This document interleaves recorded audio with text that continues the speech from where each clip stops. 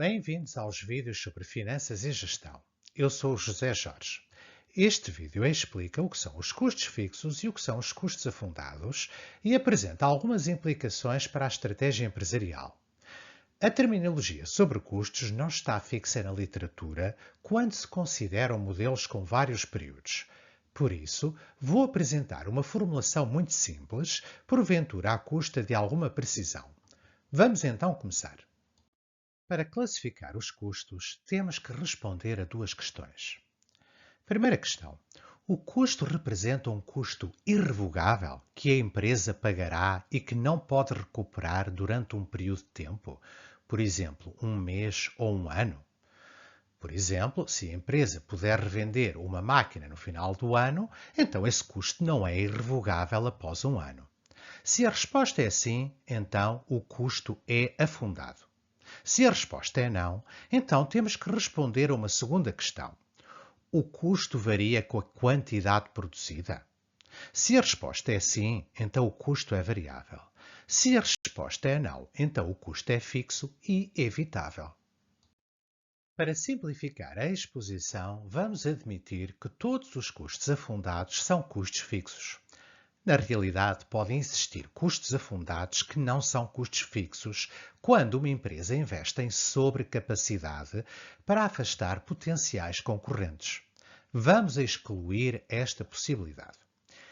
Neste contexto, podemos decompor os custos totais da empresa em três componentes: custos variáveis, custos fixos evitáveis e, por isso, não afundados, e custos afundados. Há outras designações alternativas, mas com o mesmo significado. Por exemplo, há autores que decompõem os custos totais da empresa em custos variáveis, custos quase fixos e custos fixos. No entanto, manteremos a nossa terminologia: custos variáveis, custos fixos evitáveis e custos afundados. Há um resultado importante: não há custos afundados no longo prazo. Pode haver custos fixos no longo prazo, mas que são evitáveis. São os custos afundados que permitem distinguir o curto prazo do longo prazo. Os custos afundados são muito importantes em estratégia empresarial em algumas indústrias. Os custos afundados beneficiam as empresas incumbentes. Um potencial entrante sabe que terá que incorrer em custos difíceis de recuperar se a empresa pretender sair do mercado mais tarde. Os custos afundados estabelecem barreiras à entrada. Em muitas indústrias, as empresas incumbentes criam artificialmente elevados custos afundados para afastar as potenciais entrantes. A Coca-Cola e a Pepsi subcontratam a produção das suas bebidas. Por isso, outras empresas poderiam entrar facilmente no mercado das escolas porque detêm o know-how necessário à sua produção. Mas as enormes campanhas de publicidade globais afastam outras empresas deste mercado. É o investimento em publicidade que representa o custo afundado. O mesmo pode ser dito da Nike e da Adidas. A Cláudia Azevedo é a proprietária da Sonai, que detém a operadora de telemóveis NOS. Quando se realizou o leilão para frequências de 5G em Portugal, o regulador permitiu a entrada de mais uma operadora de telemóveis e Cláudia Azevedo ficou muito chateada. Disse ela: permitiu-se que entrassem em Portugal operadores que não têm futuro em Portugal, não têm nenhuma vontade de investir e estamos a prejudicar operadores que investem cerca de 1.000 milhões por ano e que tiveram que investir muito para ter as licenças. O que Cláudia Azevedo diz sobre o valor do investimento é verdade. Mas o investimento de que Cláudia Azevedo fala não é investimento em infraestrutura. Trata-se, sobretudo, de investimento em publicidade. Por exemplo, as operadoras de telemóveis patrocinaram durante muitos anos as equipas de futebol portuguesas.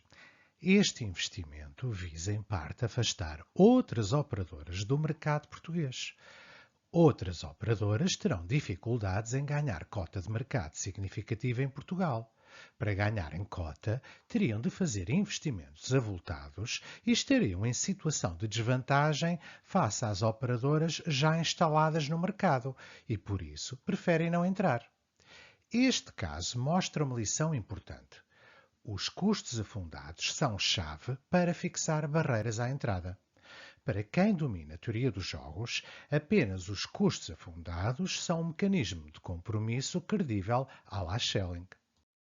Outro exemplo famoso sobre o papel dos custos afundados é o caso da DuPont no mercado de dióxido de titânio. O dióxido de titânio é um pigmento branco utilizado em tintas, papel e outros produtos. No início da década de 1970, a regulação ambiental exigiu alterações nas tecnologias utilizadas na indústria e a construção de novas fábricas nos Estados Unidos. A DuPont delineou uma estratégia para obter uma cota de mercado igual a 2/3 na década seguinte. Para tal, instalou capacidade produtiva em excesso. A nova capacidade de produção seria muito maior do que a realmente necessária. A ideia era desencorajar os investimentos das concorrentes e desencorajar a entrada de novas concorrentes. O excesso de capacidade na indústria tornaria mais credível a ameaça implícita que no futuro a DuPont poderia iniciar uma guerra de preços para prejudicar as potenciais concorrentes. Sabemos os detalhes desta estratégia porque ficou registada nas atas das reuniões do Conselho de Administração, divulgadas muitos anos depois. Um dos membros da família DuPont dirigiu a General Motors e construiu o Empire State Building para retirar o título de prédio mais alto do mundo ao edifício da Chrysler em Nova York. E assim termina este vídeo, espero que tenham gostado.